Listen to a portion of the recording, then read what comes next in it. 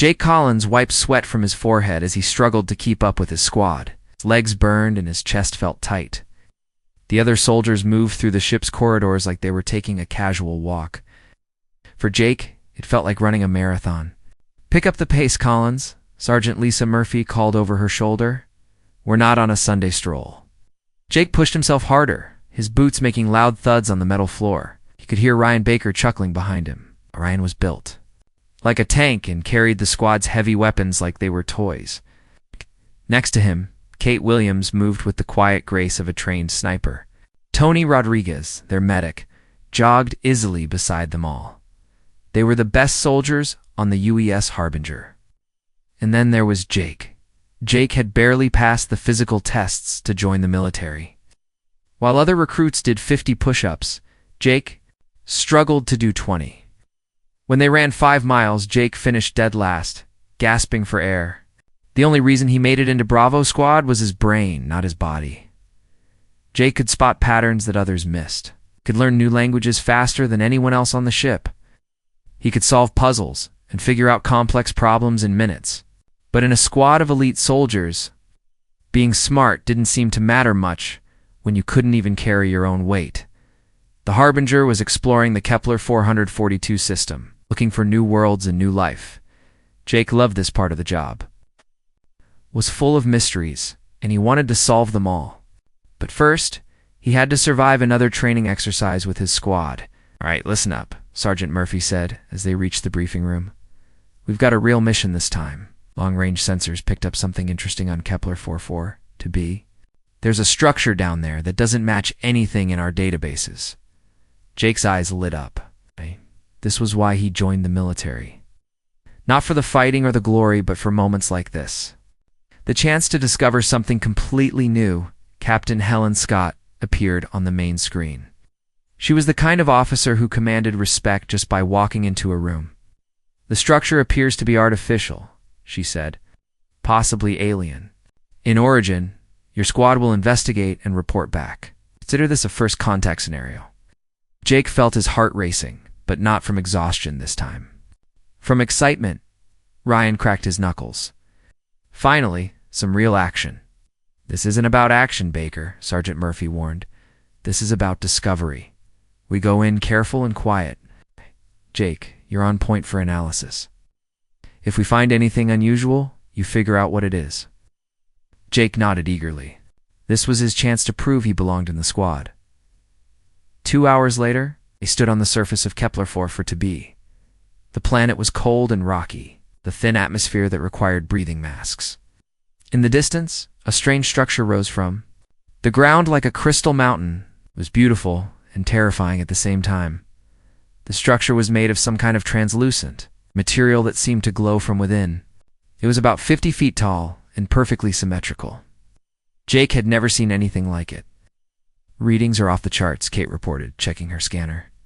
"Whatever's in there is putting out massive energy signatures. Work closer." To the structure, his scanner beeping rapidly. The closer he got, the more excited the readings became. "Sergeant, I think this thing is alive." "Alive how?" Murphy asked, raising her weapon slightly. "The energy patterns," Jake explained, his voice full of wonder. "They're not random. They're rhythmic, like a heartbeat. And there are dozens of them inside." Tony checked his medical scanner. "He's right. I'm reading biological signatures. Multiple life forms." Jake pressed his hand against the crystal wall. It was warm to the touch and seemed to pulse under his palm. "It's like they're sleeping," he whispered. "Step back, Collins," Sergeant Murphy ordered. "We don't know what we're dealing with here," but Jake was fascinated. He could see shapes moving inside the crystal, like shadows in fog. They were small, maybe the size of his fist, and they seemed to be floating in some kind of liquid. "Jake," I said, "step back." Murphy's voice was sharper now. Jake took a step backward, but his foot caught on a loose rock. He stumbled, throwing out his hands to catch himself. His palms slammed against what looked like a control panel at the base of the structure. The crystal began to glow brighter. "What did you do?" Ryan shouted. Jake scrambled to his feet. "I don't know. I just touched." The glow spread throughout the entire structure. The shapes inside began moving faster, more urgently. Then Jake heard a sound that made his blood run cold. It was like glass cracking, but magnified 100 times. "The containment is failing," Jake said, his voice barely a whisper. Cracks appeared.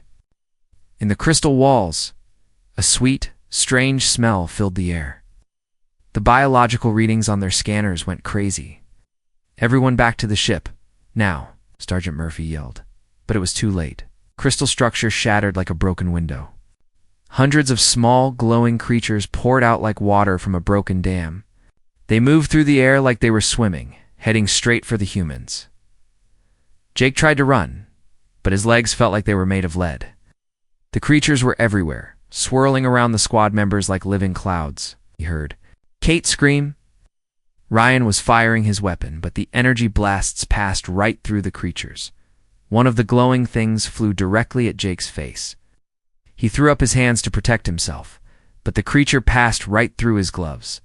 It felt warm as it touched his skin, then disappeared. More creatures swarmed around him. Jake closed his eyes and waited for pain, for death, for something terrible to happen.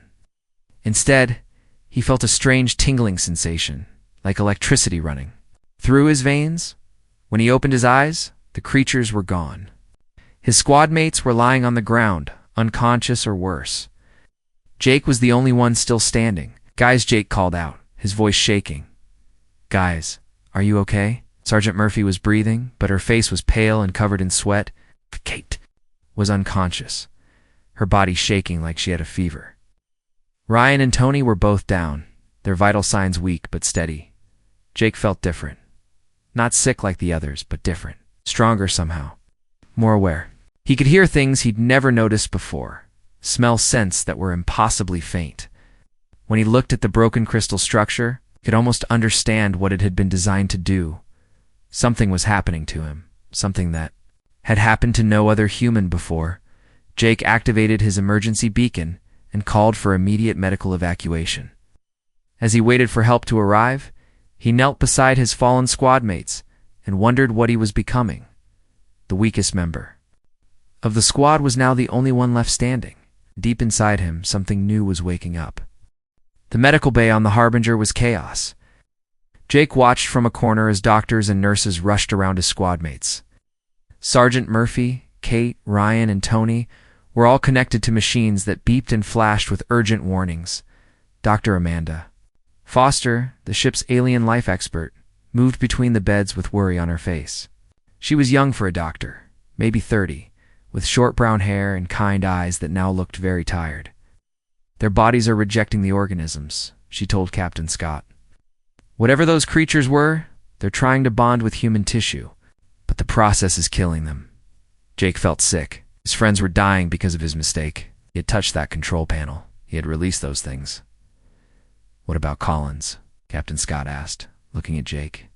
"He was exposed to," Dr. Foster checked her tablet. "It's the strange part. He shows no signs of rejection.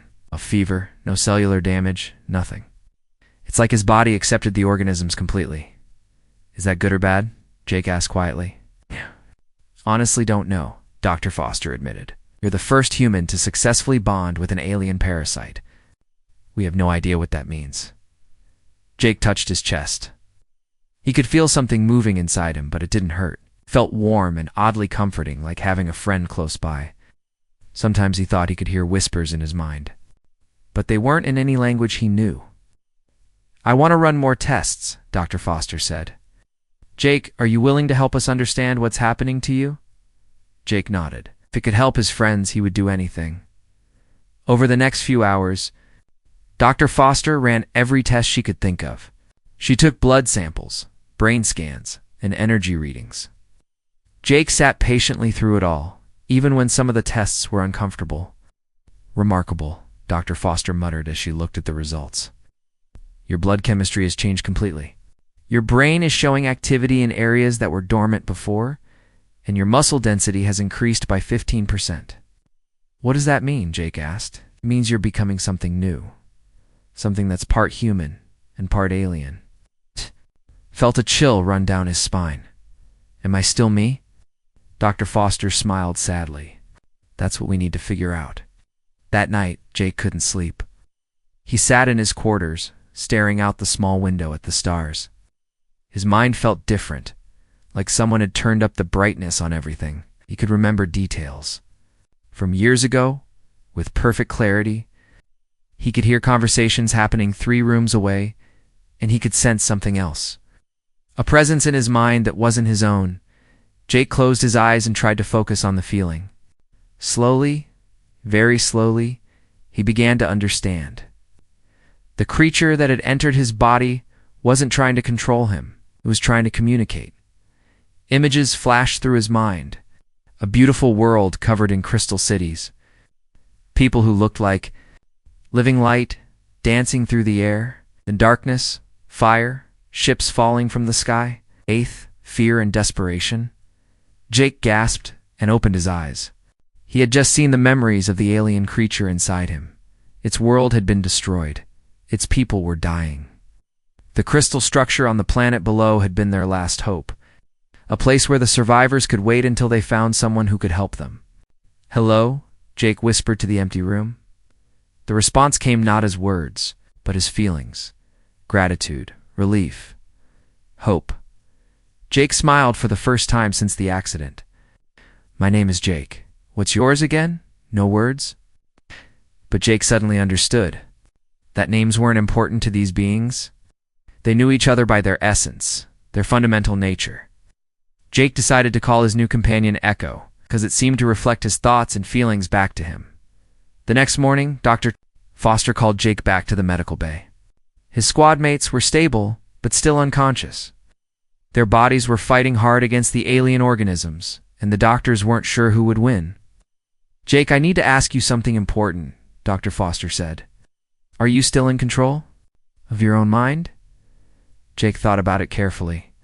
Yes and no. The alien isn't controlling me, but it's definitely there. It's like having a roommate in my head. Is it dangerous? No, Jake said without hesitation. It's scared and sad and very far from home. It just wants to survive.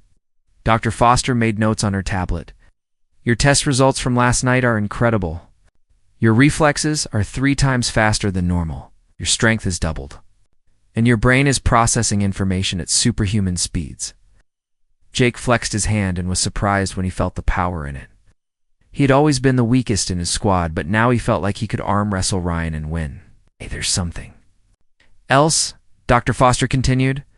The alien organism seems to have given you the ability to interface with their technology. When we brought some fragments from the crystal structure aboard, you were the only one who could activate them. She led Jake to a small lab where pieces of the broken crystals sat on a metal table. As soon as Jake walked into the room, the fragments began to glow. Touch one, Dr. Foster suggested. Jake reached out and placed his palm on the largest piece. Immediately, his mind filled with information. Technical diagrams, energy patterns, mathematical formulas that were far beyond human understanding.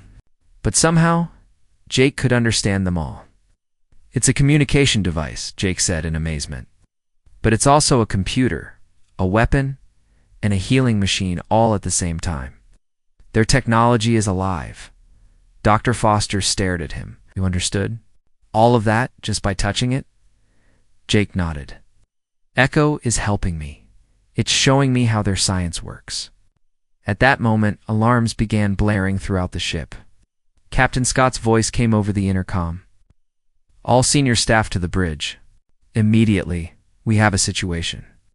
Jake and Dr. Foster rushed to the bridge, where they found chaos. The main screen showed a massive alien ship approaching the Harbinger. It was dark and angular, nothing like the beautiful crystal technology of Echo's people. They call themselves the Kethfer, the communication officer reported. They're demanding. We surrender immediately. What do they want? Captain Scott asked. The answer came as a harsh voice filled the bridge. We want the contaminated human, the one who bonded with the parasites. Give him to us, or we will destroy your ship. All eyes turned to Jake. He felt Echo stirring anxiously inside his mind. These were the beings who had destroyed Echo's world. They were the reason Echo's people had been scattered across the galaxy, hiding in crystal structures and hoping to find compatible hosts. They're afraid, Jake said quietly. The Kethver are afraid of what Echo's people can become when they bond with others. That's why they destroyed their world. Captain Scott looked at Jake with new understanding. You're not just a human with alien powers. You're a weapon they're terrified of. Jake felt a strange calm settle over him.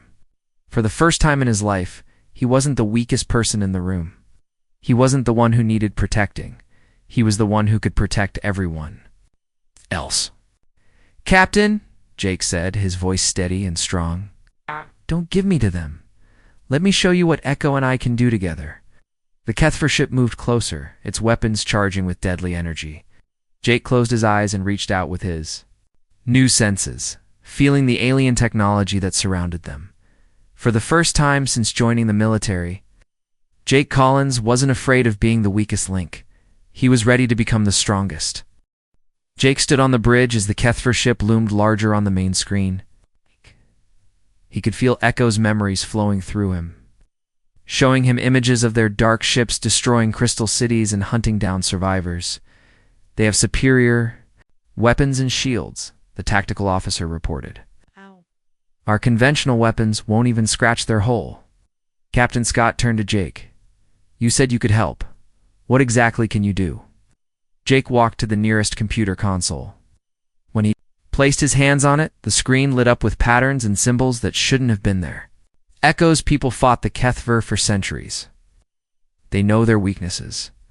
Information flowed through Jake's mind like water. He could see the Kethver ship's design, understand its power systems, even predict how its crew would respond to different attacks.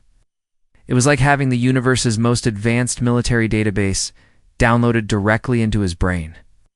Their shields work by deflecting energy, Jake explained, his voice taking on an odd, confident tone. But they're vulnerable to frequency disruption. If we can match the resonance of their shield generators. Jake's hands moved over the console without him consciously controlling them. He was inputting commands he had never learned, using systems he had never studied. Echo was guiding him, showing him how to turn human technology into something the Kethver had never seen before. Collins, what are you doing? Captain Scott demanded. Making us invisible, Jake replied. The ship's lights dimmed as power was redirected. To the modified systems, on the main screen, the Kethver ship seemed to pause, as if confused. They've lost us on their sensors, the tactical officer said in amazement. How is that possible? Jake smiled. Their technology is very advanced, but it's also very rigid. They can't adapt to something completely new. Echo's people were masters of adaptation.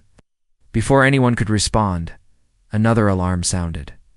This time it was a distress signal from a human cargo ship called Neptune's Dream.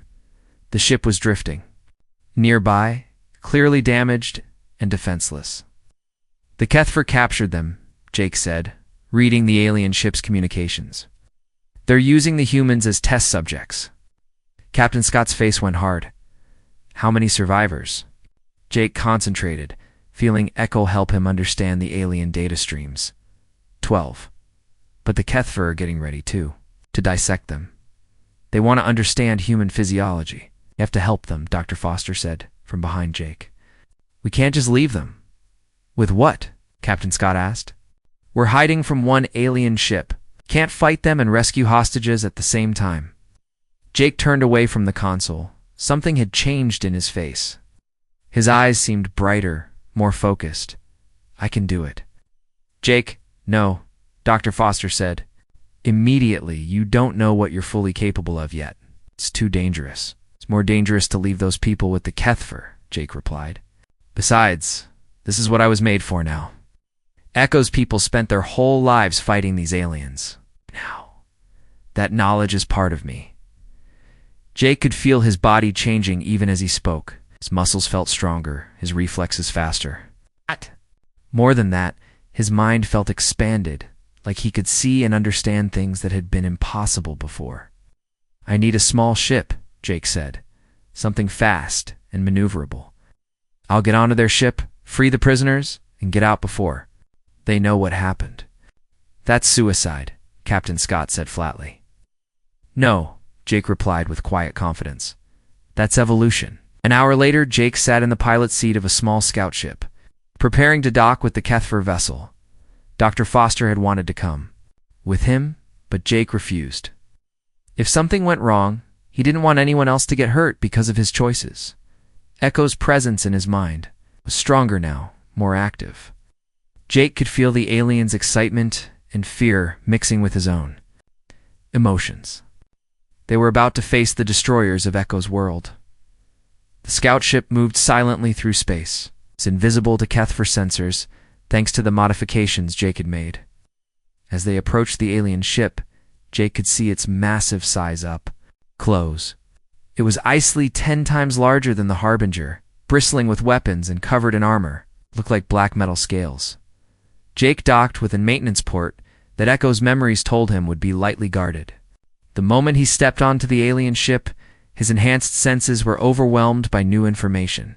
He could smell the HFY crew, hear their communications, even feel the vibrations of their footsteps through the ship's hull. The interior of the ship was like nothing Jake had ever seen. The corridors were too tall and too narrow for human comfort, designed for beings that were taller and thinner than people. Strange symbols glowed along the walls, pulsing with information that Jake could now read as easily as English. Echo guided him through the ship's maze-like passages, avoiding patrol routes and security checkpoints. Jake moved with a grace and stealth that amazed him. His body seemed to know exactly where to step, when to pause, how to move without making a sound. The human prisoners were being held in a laboratory section deep inside the ship. Hear their voices as he approached, weak and frightened, but still alive. He felt a surge of anger that surprised him with its intensity. 2 HFY guards stood outside the laboratory. They were tall, thin creatures with gray skin and large, black eyes. They wore armor that seemed to be grown rather than manufactured, and they carried weapons that hummed with energy. Jake didn't even think about what he did next. He simply moved. His body flowed like water around the first guard's weapon blast. His hand struck the alien's throat with precision that would have impressed Kate, their sniper. The second guard barely had time to register what was happening before Jake disabled him as well. Jake stared at his hands in amazement. He had just defeated 2 armed aliens without breaking a sweat. The weak, clumsy soldier who couldn't keep up with his squad was gone. In his place was someone who could move like a weapon and think like a computer. The laboratory door opened at Jake's touch, responding to commands that Echo whispered in his mind. Inside, he found 12 humans in various stages of unconsciousness, hooked up to alien medical equipment. Jake called softly to the ones who were awake. "I'm here to get you out." A woman with graying hair looked up at him with suspicious hope. "Are you real? Or is this another one of their tests?" "I'm real," Jake said as he began disconnecting the medical equipment. "My name is Jake Collins from the UES Harbinger. We're going home." As he worked to free the prisoners, Jake became aware of increased activity throughout the ship. The HFY had discovered the unconscious guards. They knew he was aboard. "Can you walk?" Jake asked the prisoners. Most of them nodded, though they were weak and scared. Jake led them through the corridors, using Echo's knowledge to stay ahead of the search parties. But he could sense the aliens closing in. They were almost to the docking port when a squad of HFY soldiers blocked their path. The lead alien spoke in a harsh, clicking language that Jake now understood perfectly. "The contaminated human will surrender, or the others will die."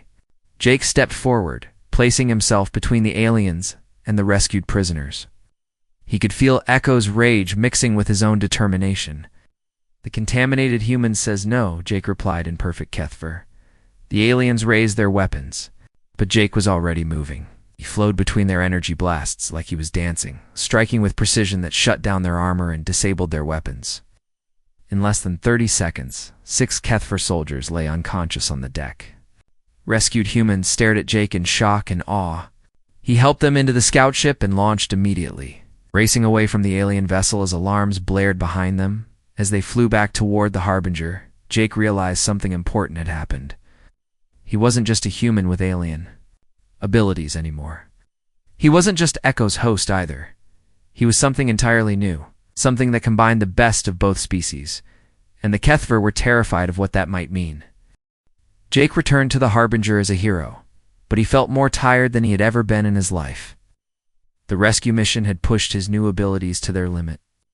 and both he and Echo were exhausted from the effort. Dr. Foster met him in the docking bay, her face full of worry and amazement. "Jake, are you all right?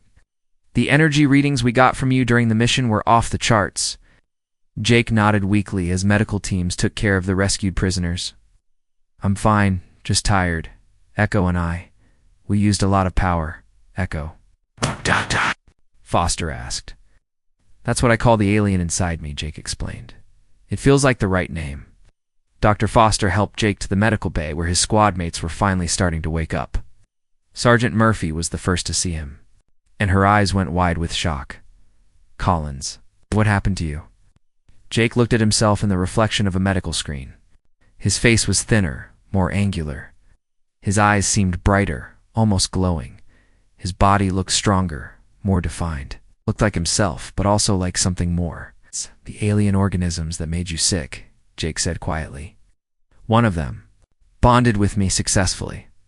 I'm different now." Ryan Baker sat up in his bed, looking pale but alert. "Different how?" Before Jake could answer, Kate Williams spoke from her bed.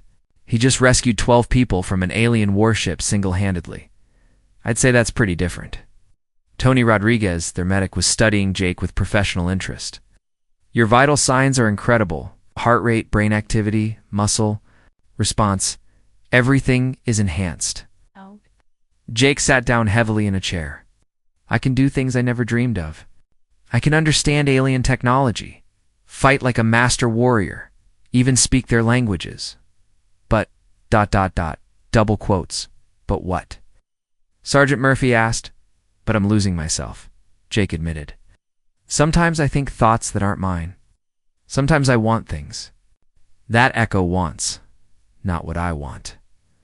Dr. Foster found records of other species that bonded with Echo's people.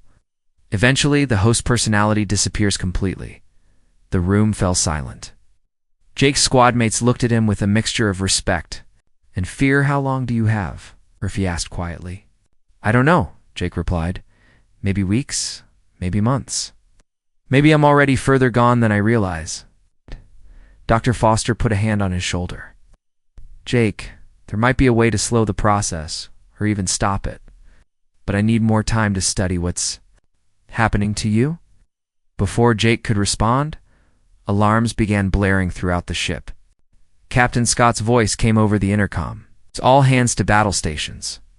We have multiple Kethver ships approaching fast." Jake stood up, feeling Echo stirring anxiously in his mind. "They've come for me." On the bridge, the main screen showed 5 Kethver warships surrounding the Harbinger. They were larger and more heavily armed than the first ship. Jake could sense their commander's presence, a mind filled with cold fury and determination. "This is General Vexther of the Kethver Imperial Fleet," a harsh voice announced. "Surrender the contaminated human immediately, or we will destroy your ship and everyone aboard it." Captain Scott looked at Jake. "Can you do whatever you did before? Make us invisible again?" Jake closed his eyes and reached out with his enhanced senses. "No. They've adapted their sensors. They're ready for that trick now." "Then we fight," Captain Scott said grimly. "Captain, we can't win," the tactical officer reported. 5 ships against 1, and they outgun us completely." Jake felt Echo's memories flooding through him. Images of crystal cities burning, of Echoes. People dying by the thousands as Kethver's ships rained destruction from the sky. He felt Echo's rage and grief as if they were his own emotions. "I'll go with them," Jake said suddenly. "Absolutely not," Dr. Foster said immediately. "If I don't, they'll kill everyone on this ship," Jake replied. "At least if I surrender, the rest of you live." Sergeant Murphy stood up from her medical bed, still weak but determined. "Collins, you're part of this squad. We don't abandon our own." Ryan nodded agreement. "Besides, who's going to protect the rest of us weaklings if you're gone?" Jake smiled despite the situation. His squad mates, who had once seen him as a liability, were now willing to die to protect him. "There might be another way," Jake said slowly. "Echo is showing me something. A memory from the old wars between their people and the Kethver." Jake walked to the main computer console and placed his hands on it. Information flowed through him like electricity. showing him technical specifications and battle strategies that were thousands of years old. The Kethver ships are powerful, but they all use the same central command system, Jake explained. If I can get aboard the flagship and access their main computer, I can turn their own weapons against them. That's suicide, Captain Scott said. Maybe Jake agreed. But Echo's people did it once before. They crippled an entire Kethver fleet by turning their own technology against them. Dr. Foster stepped forward. Jake, using that much power could kill you. The strain on your system would be enormous. Jake looked at her with sad eyes. Dr. Foster, I'm already dying. Every day a little more of Jake Collins disappears and gets replaced by something else. At least this way, my death would mean something. Before anyone could stop him, Jake initiated a transport sequence that Echo had shown him how to access. Human technology couldn't normally transport people through space. But with Echo's help, Jake had learned to modify their systems in impossible ways. He materialized aboard the Kethver flagship, directly on the bridge. The alien crew reacted with shock and fury. Raising their weapons immediately, General Vexter was a massive Kethver, nearly 8 feet tall, with scars covering his gray skin. He spoke in his clicking language, but Jake understood every word. Contaminated human comes to us willingly. Excellent. You will make an interesting specimen. I didn't come to surrender, Jake replied in perfect Kethver. I came to end this. Jake moved faster than he ever had before, flowing around energy. Blasts and striking at control panels with surgical precision. Each touch sent Echo's knowledge into the ship's systems, rewriting computer codes and redirecting power flows. The Kethver crew tried to stop him, but Jake fought with the combined skill of every warrior from Echo's species. He was no longer the weak human who couldn't keep up with his squad. He was something new, something that combined human creativity with alien knowledge, but the effort was destroying him. Jake could feel his body breaking down, his mind fragmenting under the strain. Echo was trying to protect him, but there were limits to what even an advanced alien symbiont could do. You cannot win, General Vexter snarled, raising a massive energy weapon. We will hunt down every contaminated human in the galaxy. Jake smiled as he placed his hand on the main command console. Then you should have thought of that before you taught us how to fight. Power flowed through Jake like lightning. As he took control of the entire Kethver fleet, their own weapons turned on each other, their shields failed, their engines shut down. In seconds, 5 of the most advanced warships in the galaxy were floating helplessly in space. Jake collapsed to his knees, blood running from his nose and ears. He had won, but the victory might have cost him everything. As darkness closed around his vision, Jake felt Echo's presence growing stronger in his mind. The alien was trying to save his life, but Jake could sense what that would mean to survive. He would have to let Echo take complete control. Jake Collins would cease to exist, replaced entirely by the alien consciousness, as he lost consciousness. Jake had to make the most important choice of his life. Was it better to die as a human, or live as something else entirely?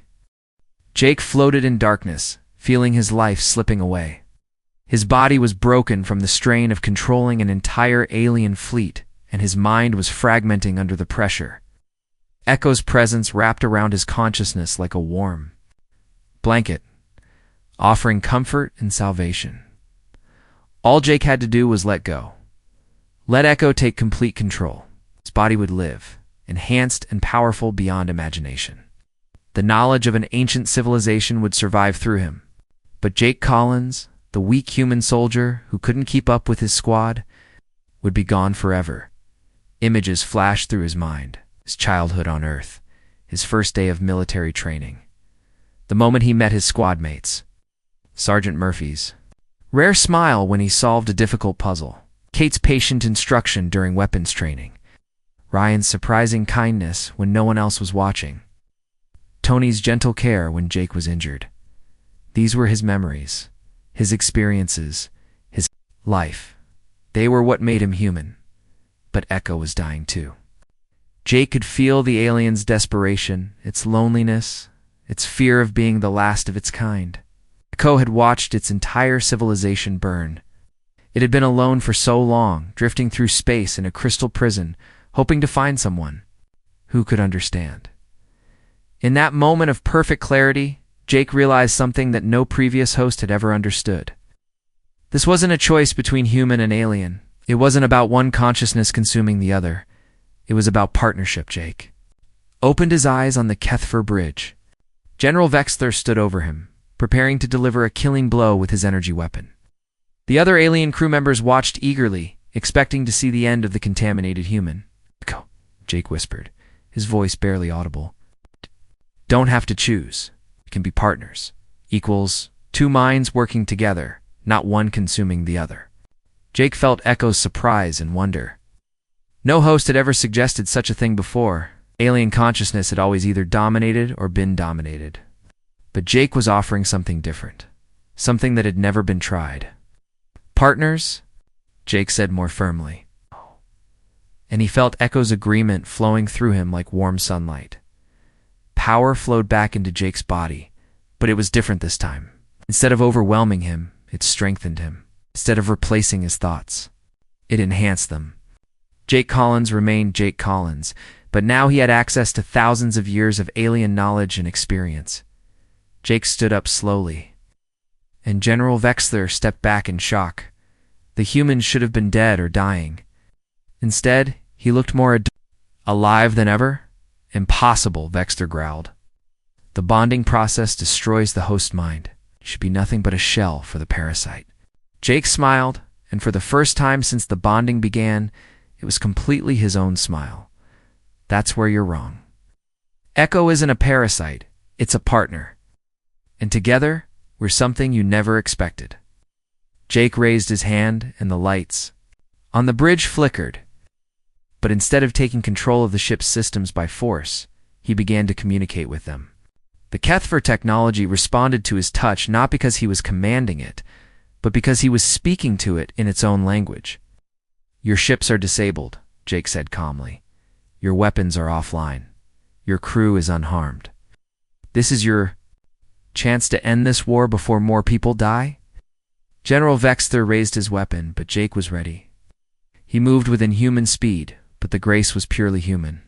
Echo provided the knowledge of how to fight, but Jake decided how to use it. Instead of killing Vexler, Jake simply disarmed him. "I could destroy your entire fleet," Jake said, his voice carrying the authority of someone who had just proven he could do exactly that. "But I won't, because that's not what humans do. We don't destroy our enemies. Try to understand them." Jake walked to the main communication console and activated a ship-wide broadcast. When he spoke, his words were transmitted not just to the Kethfer fleet, but to every ship in the system, including the Harbinger. "My name is Jake Collins," he said. "I'm a soldier from Earth, and I'm bonded with a being called Echo from a civilization you destroyed long ago. We're not your enemy. We're proof that different species can work together instead of destroying each other." On the Harbinger's bridge, Captain Scott watched in amazement as Jake's image appeared on their screens. Dr. Foster had tears in her eyes. His squad mates were cheering despite their injuries. "The Kethfer Empire has spent centuries destroying anything that threatens their idea of purity," Jake continued. "But we represent something new, not human, not alien, but something better. A partnership between species that makes both sides stronger." General Vexler seemed to be listening despite himself. "You speak of partnership, but you control our ships. You have power over us. How is this different from conquest?" Jake thought about the question seriously. "Because I'm going to give that power back to you, right now." With a gesture, Jake restored power to the Kethfer ships. Their weapons came online, their shields activated, their engines hummed with energy. The alien crew looked around in confusion, unable to understand why their captive had just returned their ability to fight. "I'm not your conqueror," Jake explained. "I'm your teacher." Echo's people spent their last years learning that survival doesn't come from destroying others. It comes from finding ways to work together. Jake activated the transport system and prepared to return to the Harbinger. But before he left, he turned back to General Vexler. "You have a choice to make," Jake said. "You can continue this war and lose everything, just like Echo's people did. Or you can try something new, something that might actually work. Jake materialized on the Harbinger's bridge to find his entire crew waiting for him. Dr. Foster immediately began scanning him with her medical equipment. "Jake, your readings are stable," she said in amazement. "More than stable. You're healthier than you've ever been. How is that possible?" "Echo and I figured out how to work together instead of fighting each other," Jake explained. "We're still two separate minds, but we're also one team." Sergeant Murphy stepped forward, studying Jake's face carefully. "Collins, are you still you?" Jake grinned, and it was the same slightly awkward smile he'd always had. "I'm still the guy who can't do 50 push-ups. Sarge, I'm just also the guy who can disable an alien fleet when I need to." Ryan clapped Jake on the shoulder. "So what happens now? Are the Kethfer going to attack us again?" Jake looked at the main screen, where the alien ships were still visible. "I don't know, but I think I gave them something to think about." For 3 days, the Kethfer fleet remained in the system, apparently debating among themselves. Jake could sense their communications, but he chose not to listen. Whatever they decided, it had to be their choice. On the 4th day, General Vexter requested a meeting. Jake met him in the Harbinger's main conference room, with Captain Scott and Dr. Foster present. The massive alien looked uncomfortable in the human-sized chair, but he seemed genuinely interested in talking. "Your demonstration was impressive," Vexter admitted. "But one human-alien hybrid does not prove that such partnerships are possible on a large scale." "You're right," Jake agreed. "But it's a start. Echo's people have been scattered across the galaxy for centuries, hiding in crystal structures and hoping to find compatible hosts. Most of them have died alone, but maybe they don't have to." Jake leaned forward. "What if we could create a program, a way for willing volunteers from different species to bond safely, not to create weapons, but to create bridges between civilizations?" Dr. Foster nodded eagerly. "The medical applications alone would be revolutionary. Imagine combining human adaptability with alien technology and knowledge." General Vexter was quiet for a long moment. "The Kethfer Empire has survived by maintaining purity, by destroying anything that threatens our way of life. What you propose is the opposite of everything we believe." "And how has that worked out for you?" Jake asked gently. "You've spent centuries fighting wars and making enemies. Are you stronger now than when you started?" The alien general had no answer for that. The meeting ended without a clear resolution, but Jake wasn't discouraged. Change took time, especially for a species that had built its entire culture around staying the same. 6 months later, Jake stood in a new kind of laboratory aboard a space station at the edge of human space. Dr. Foster was there, along with scientists from a dozen different species. They were working together to understand the bonding process, to make it safer and more predictable. 3 more humans had successfully bonded with Echo's people. Each partnership was different, but all of them maintained the distinct personalities of both host and symbiont. Jake's squad mates had all recovered completely from their exposure to the alien organisms.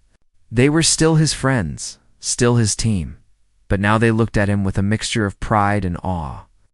The weakest member of their unit had become something unprecedented in galactic history. "Any regrets?" Sergeant Murphy asked as they watched. The sun set through the station's observation deck. Jake thought about it seriously. "I miss being normal sometimes, but I wouldn't change what happened. Echo and I are helping to build something new. Something that might prevent the kind of wars that destroyed Echo's world." "And the Kethfer?" Kate asked. Jake smiled. "General Vexter is still thinking about it. But yesterday he asked Dr. Foster if the bonding process might work with his species too." The sun set